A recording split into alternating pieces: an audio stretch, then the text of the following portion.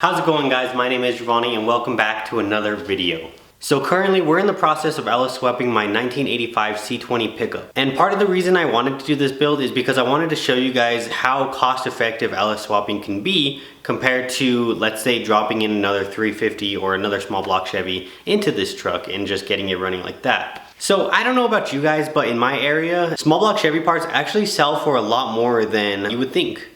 The fact of the matter is that there was more than several million small block Chevys produced from the time that they were released in the late 60s. And for some odd reason, market value on small block Chevys is still through the roof. And I think a lot of this comes from the fact that the older crowd is more hesitant to change. And I hate to say it, but I think they're scared of modern fuel injected vehicles. I have to agree, small block Chevys, it's got a carburetor, it's got a distributor. If you know what each one of them does, you can get the thing started.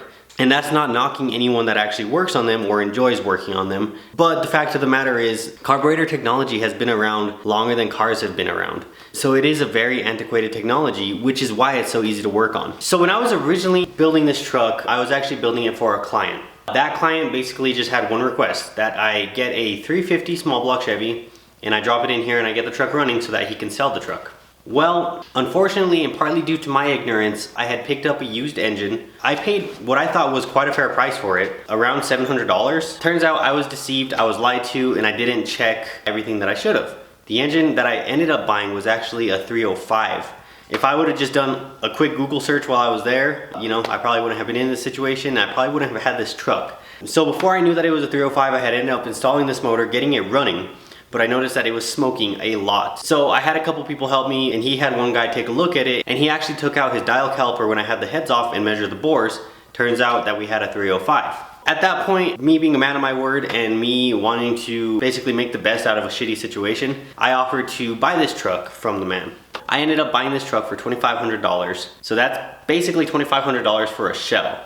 On the bright side, this truck does have a rebuilt TH400 transmission, and it seems to be built really well. Upgraded parts, they're not all stock internals, so that's a plus side for me. I could probably take that transmission out, sell it for $1,000 and be in this truck for $1,500. But my goal is, as you guys may know, is to just get an LS engine in here, get it running, and then get it sold so I can afford to finish some of my other projects. So today I'm gonna be going over how we can take an old clapped out motor like this and some of these old parts from the truck and actually make a little bit of profit. I'm also gonna go over how much I've spent this far on the LS swap. I wanna say about 80% of the parts in for this truck, but we will have to buy a few more, and I anticipate that we might run into some issues. I like to keep a little bit of spare room in the budget just in case we do.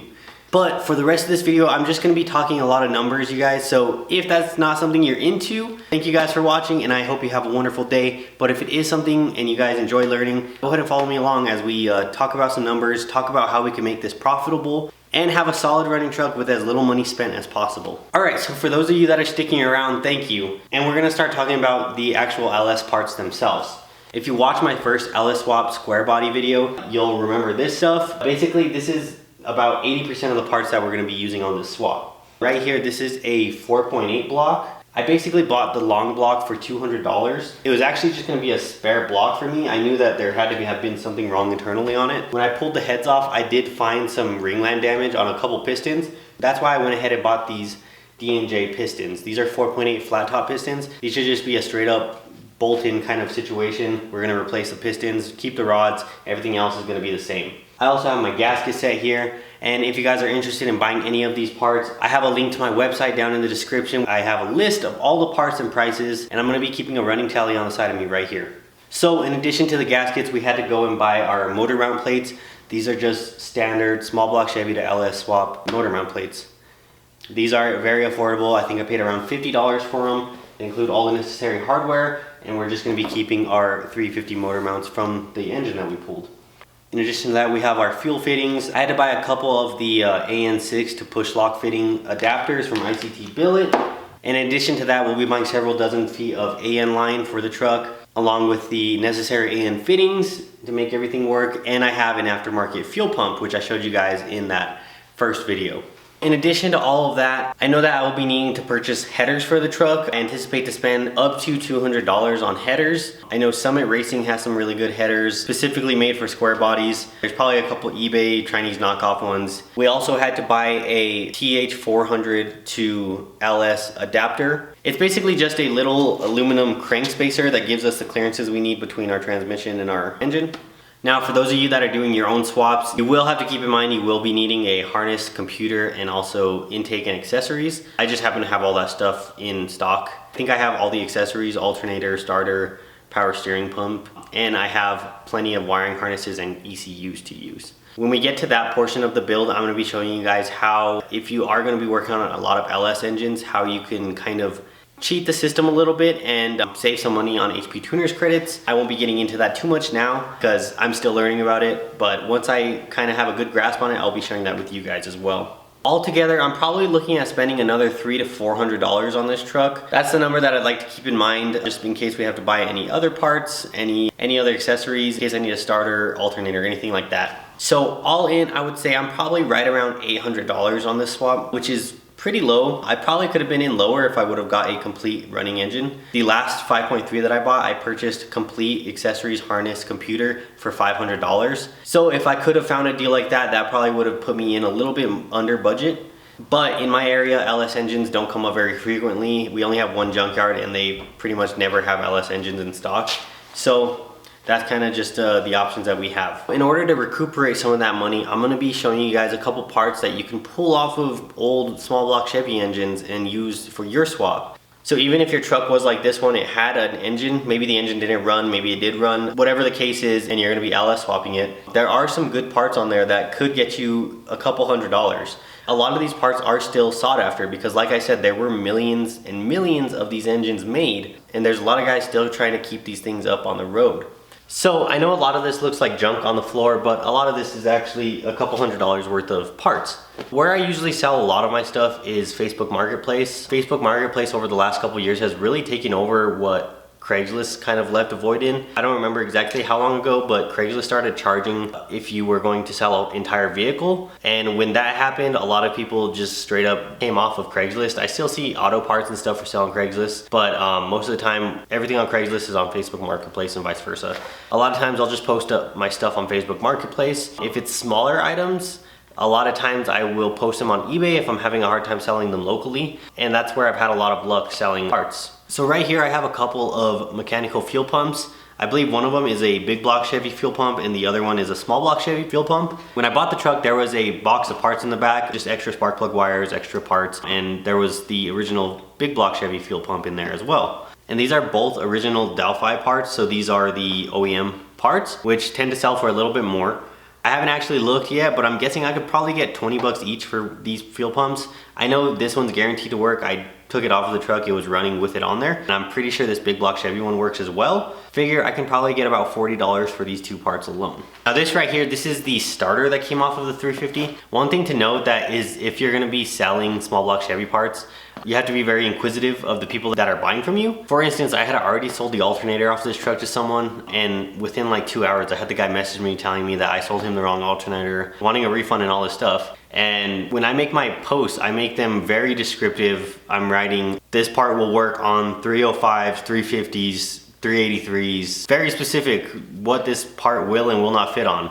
A lot of people don't do that. I think a lot of people still get confused on the actual small block Chevys, which I'll call the pre-1988-ish, I don't know exactly the year, and the Vortec 350s. Those ones are the ones found in 90s trucks. They're the throttle body injected ones. A lot of these parts don't interchange. They're just different blocks altogether. So just a note, just be extra specific. Make sure your customer knows what they're buying. You won't end up having to deal with awkward refund transactions or anything. Luckily, I didn't have to refund him for the alternator, which I did sell for $40, which I think was an actually really good deal. A lot of times I'll just look up what AutoZone has an alternator for and I'll pretty much cut the price in half. I think you can spend like 100 bucks on an alternator at AutoZone. So I put it up there for 50, sold it for 40. So back to this, this is the starter off of the truck. Starters are a very hot item. This could probably sell for upwards of $80. I'll probably post it at 100, let it go down to 80. Eventually I'll probably let it go for 50 if it's not selling. Another common item is distributors. This one in particular is an HEI distributor. These ones fortunately are the same between big block Chevy and small block Chevys, so you have a wider market range of what you can sell to. I usually just include the spark plug cables on them because these are fairly new spark plug cables. I'll probably be asking $40 for this. HEI distributors usually run about $80, spark plug cables another $40.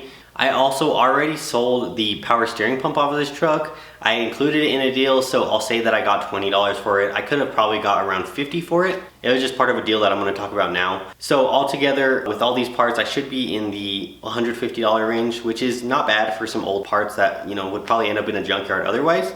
But if you guys have a used truck that you picked up that you're wanting to swap, a lot of times they have an item that does sell for some decent money. And that item is actually headache racks.